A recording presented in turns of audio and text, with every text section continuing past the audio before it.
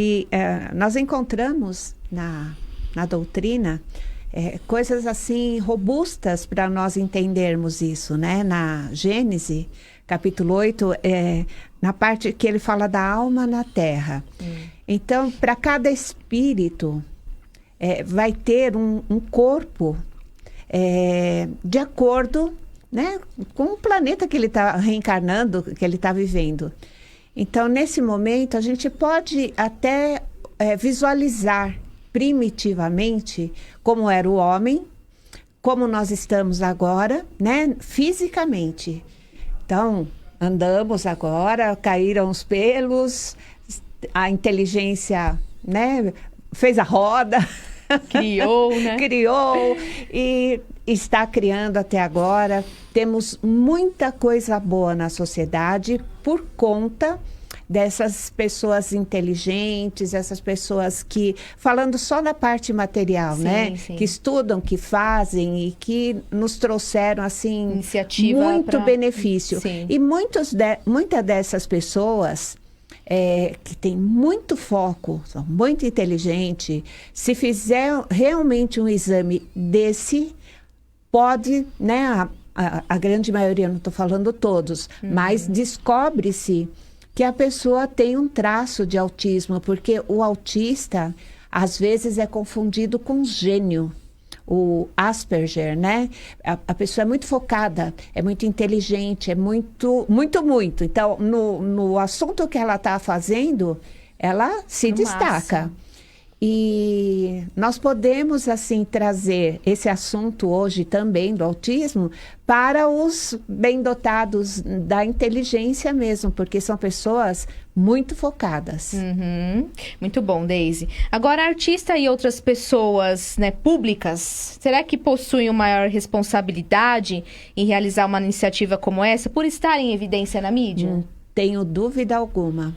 Se nós temos um pouquinho, não precisa muito. Eu estou no centro espírita e naquela comunidade eu dou aula, eu faço evangelho, eu sou dirigente, né? Alguma coisa, eu tenho um destaque. As pessoas vão ouvir o que você está falando. O André Trigueiro falou, olha, tem que ter cuidado. Realmente, a pessoa pública tem que ter cuidado com o que fala, pensar antes de falar, fundamental. Nós conquistamos a inteligência para quê? Então, é uma conquista nossa, da nossa alma individual, mas também coletiva, é da sociedade. Então, se eu penso alguma coisa, eu tenho que ver se o que eu estou pensando é contra ou a favor a sociedade, não só a mim. Então, segurar um pouco o que fala e também promover, né? Essa promoção de todos os bens sociais faz parte também de uma cultura que nós precisamos elevar também, né? Você usou a palavra responsabilidade, né? Eu acho que essa palavra é muito forte. Porque você não pode responsabilizar um artista, né, se ele não está participando de determinadas campanhas ou se ele não se pronuncia sobre determinadas coisas, porque às vezes ele nem tem conhecimento sobre aquilo, né? Verdade. E aí, volta de novo aquilo que eu estava falando, né? Quem são as pessoas que são os artistas que são exaltados? Ou é o marketing que faz, porque você vê uns aí que, pelo amor de Deus... né? Não deveria nem estar lá. Sim. Mas tem todo um marketing por trás, tem investimento, aquela coisa toda que faz o... né? E essa pessoa, às vezes, ela não tem nenhum conteúdo para contribuir. Então, é melhor que fique calada mesmo. Né? Porque falou, tá falado. Entendeu? Falou, já jogou, né? Sim, porque, infelizmente, como ela tem lá... Eu tô sendo meio duro, talvez, né? Mas que é melhor que fique calada, mas... o grande problema é que a massa, né? A grande massa de pessoas, elas preferem seguir determinados líderes ou pessoas que falam coisas, né? E criam lá os seus sei lá, a sua forma de ação, de agir, a roupa, a forma de se vestir, de se comportar, as gírias e por aí afora, porque elas trazem daquilo que daquela pessoa ídolo, que elas né? idolatram. Então, nesse aspecto aí, tem que tomar cuidado com essa questão. Até que ponto eu posso, de fato, responsabilizar uma pessoa dessa, né, pelas coisas que ela imputa nas outras? A responsabilidade é dela ou é das outras? Quem é que é responsável pelo que traz no seu campo mental? Isso é uma questão que a gente tem que considerar, né? Todos nós somos responsáveis por aquilo que a gente traz. Sim. Por exemplo, quando os nossos ouvintes acordam de manhã e eles vão, o que eu vou ver hoje? Eu posso colocar lá na TV e ficar assistindo aqueles documentários, aqueles programas que só traz desgraça, né? Aquelas notícias, né, sensacionalistas, catômbicas, aquela coisa toda, ou eu posso colocar lá no Manhã Boa Nova e ouvir coisas que vão me fazer refletir. De quem é a escolha? Né? Exatamente. Então, por isso que, desculpa, né, Vanessa, que o termo responsabilizar, eu achei que ele é muito pesado. Eu te desculpo.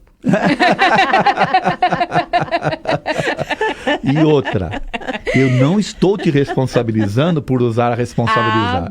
Bom, né? Boa.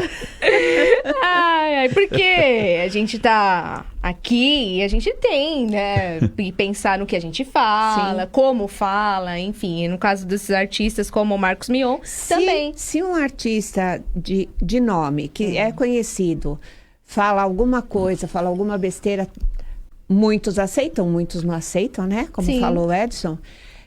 Nós estamos aqui com o microfone na mão. Nós temos a responsabilidade de estarmos aqui. Vou trazer a responsabilidade de novo. Obrigada.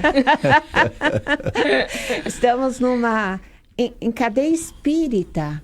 Se nós não levarmos o assunto para o lado espiritualista, para o lado espírita, a responsabilidade é nossa. Então, nós temos, sim, que estudar a doutrina, mas não é porque nós estudamos a doutrina que nós sabemos. Porque, assim, cada vez que a gente lê novamente uma pergunta, um capítulo, fala assim, nossa, essa resposta estava aqui. Quem colocou? Eu não tinha visto. Quem é que colocou isso aqui? Nós amadurecemos e conseguimos visualizar um pouquinho mais da doutrina. E esse pouquinho mais, por isso que a gente precisa prestar atenção quando falar em nome da doutrina. Não no meu entendimento, o que eu entendo da doutrina. Olha a nossa responsabilidade aí, Edson. Bastante. Nesse aspecto, o espírito tem responsabilidade. Porque se você está estudando e você está se colocando como alguém que vai levar adiante, você tem que ter essa clareza de que é a sua opinião e não... Você não pode falar em nome da doutrina. E muitos falam, de acordo com a doutrina espírita.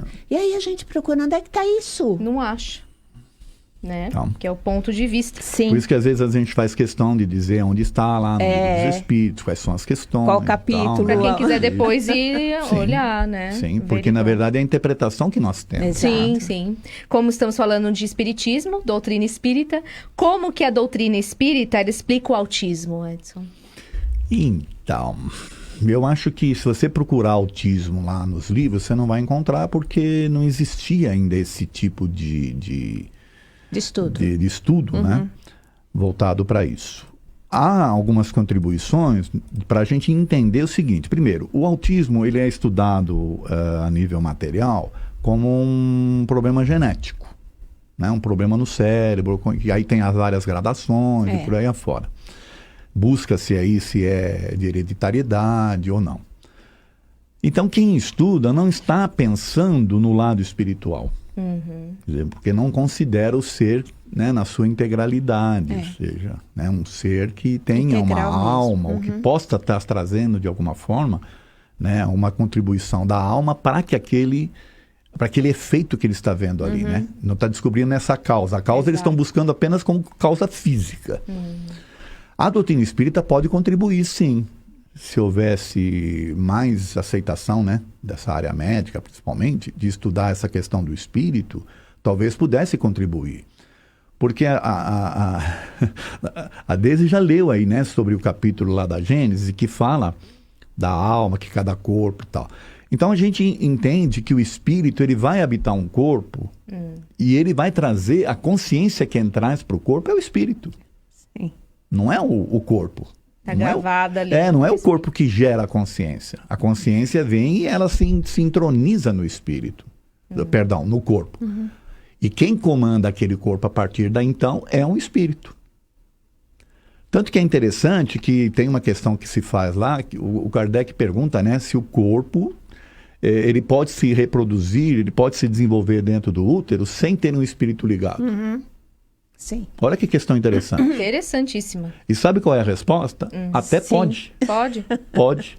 Por quê? Porque tudo isso aqui é Orgânico. físico, é orgânico e já vem num processo de milênios de preparação. Porém, se não tiver um espírito ligado, aquele corpo não vai para frente. No momento que se corta o cordão umbilical, você não tem a consciência, você não tem a energia que vai comandar aquele corpo, porque até então ele estava sendo alimentado pela mãe. né? Vegetativo, sistema Isso. vegetativo. Isso. Olha que coisa interessante. É. Então, nesse sentido, você tem que entender que existe uma consciência comandando um corpo. Se essa consciência ela não está plena, ela não está normal, como a gente diz aqui, né? Ela está com alguma... Qual é a razão? Alguém pode... tem um defeitozinho ali no cérebro. Bom, tudo bem, encontraram lá uma questão física. Porém, o que é que provocou essa questão física? Então, a gente tem que entender que isso são coisas que são trazidas do espírito para o corpo. Certo. Tá certo? Então, aí, quando você começa a estudar e você abre esse campo, né, para pesquisar nesse sentido, você pode encontrar uma série de explicações para isso. O corpo provém do corpo. Isso, O espírito do espírito. provém do espírito. É. Olha que coisa interessante. Então, eu posso falar mais algumas coisas aqui. Por exemplo, agora é minha opinião. Opinião do Edson. Ó, Isso. Aspas, Baseado. Isso, baseado. coloca aspas aí. É. Isso, deixar claro, é minha opinião baseado nos estudos, Sim. baseado nas coisas que a gente observa e por aí afora. O autismo pode ser um espírito, né, que não esteja muito satisfeito com seu reencarne, por exemplo, e que ele tenta se isolar do mundo. Ele quer continuar no plano espiritual. Ou, né, cultivando lá, porque ele não concorda com algumas coisas. A gente não sabe que tipo de influência ele recebeu durante durante a gestação.